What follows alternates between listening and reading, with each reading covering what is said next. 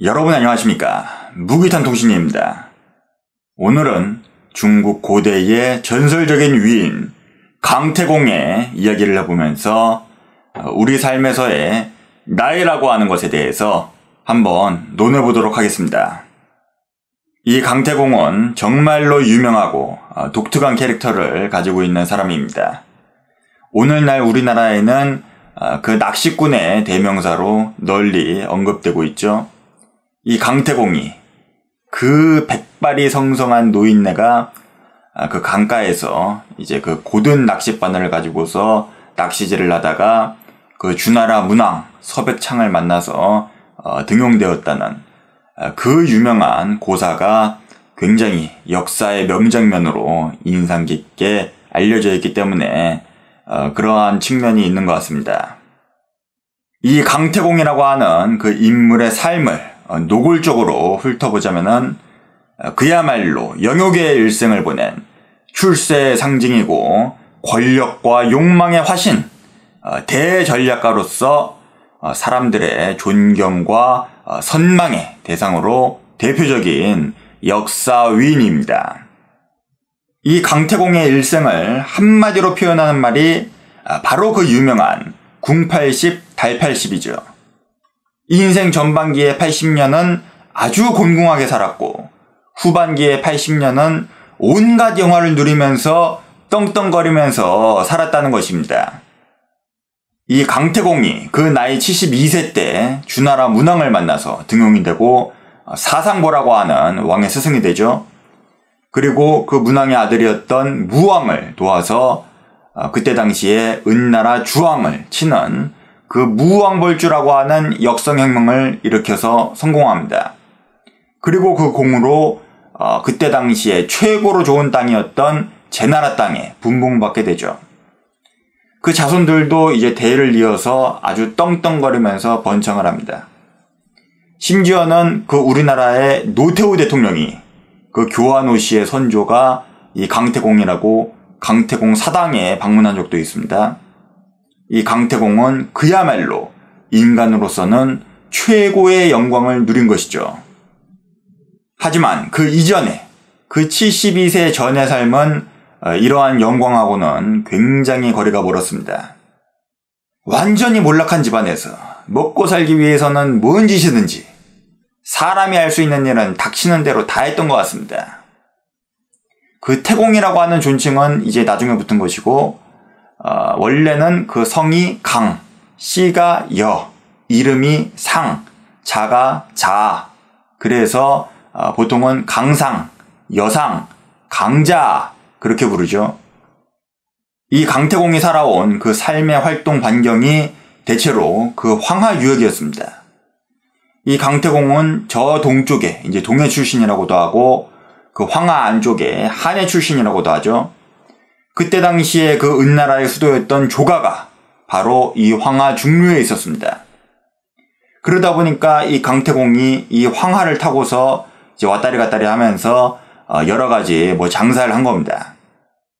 그 은나라 수도 조가에서 이제 소잡는 일을 하면서 육포를 떠가지고서 파는 그런 식품 가공업도 해보고, 그리고 그 황하에서 그 맹진이라고 하는 그 포구에서 국밥집 같은 그런 요식업도 해보고, 그리고 이제 물고기 잡는 어부도 해보고, 이 지푸라기 엮어가지고서 이제 생활용품 파는 간의 수공업도 해봤다고 하죠.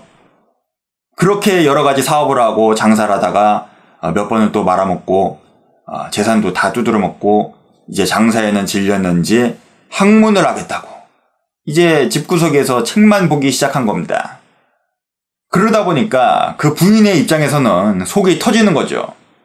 집구석에 먹을 건 없고 남편이 일은 안 하고, 그러다 보니까 하는 수 없이 이제 자기가 밖에 나가가지고서 품이라도 팔면서 생계를 책임져야 했는데, 하루는 이런 일이 있었습니다. 이 부인이 아침에 일 나가면서 하늘을 보니까는 그냥 하늘이 어두컴컴한 게 그냥 막 비가 곧바로라도 쏟아질 것 같은 그런 느낌인 거예요. 그래서 이제 일 나가면서 그 방구석에서 책 보는 남편한테 혹시라도 이제 비가 쏟아지면은 그 마당에 이렇게 널어놓은 그 곡식이라도 좀 걷어가지고서 방에다가 좀 들여놔달라. 그렇게 신신당부하면서 일을 하러 가는데 이 강태공은 뭐 들은 채만 채죠. 그리고 이제 이 부인이 하루 종일 그냥 쇠 빠지게 일하고 피곤한 몸을 끌고서 들어오는데 아니나 다를까 그냥 하늘에서 비가 억수같이 쏟아지기 시작하는 겁니다.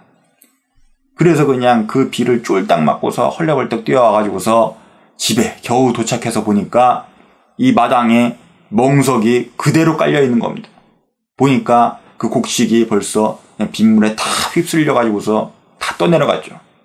흙탕물에 그냥 메달이 뒹굴고 있고. 참, 그리고 그 방구석을 보니까 강태공은 그대로 책만 보고 있고.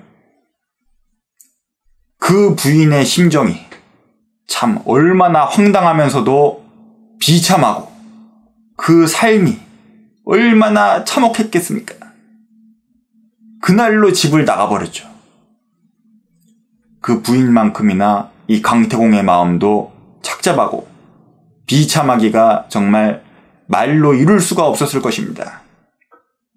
그렇게 비참하게 살다가 이제 세상이 어지러워지고 막 요동치기 시작하니까 그 은나라 주왕의 폭정이 극에 달하고 그 주나라 문왕의 명망이 막 높아져 가니까 이 강태공이 이제 때가 왔다 하고서 일생일대의 승부수를 던진 것이죠.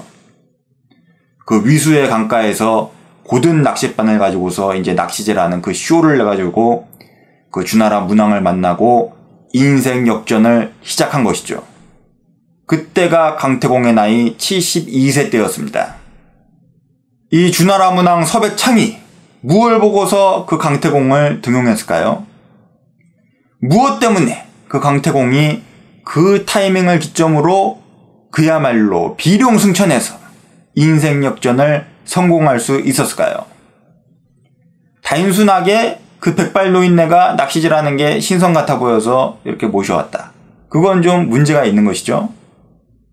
이 서백창이 그 어떤 강시성의 노인네가 있다는데 그 위수의 강가에서 고든 바늘로 낚시질하는 노인네가 있다는데 굉장히 경험이 풍부하고 아는 것이 많다더라. 그리고 생긴 것도 비범하고 무엇보다도 젊은이 못지않게 그냥 건강하고 힘이 넘치고 그래서 실제로 만나보니까 과연 그렇더라. 그리고 이 은나라를 쳐부술 그 전략과 방책을 이야기하는데 너무나도 구체적이고 현실적으로 그 계획이 완벽했던 것이죠.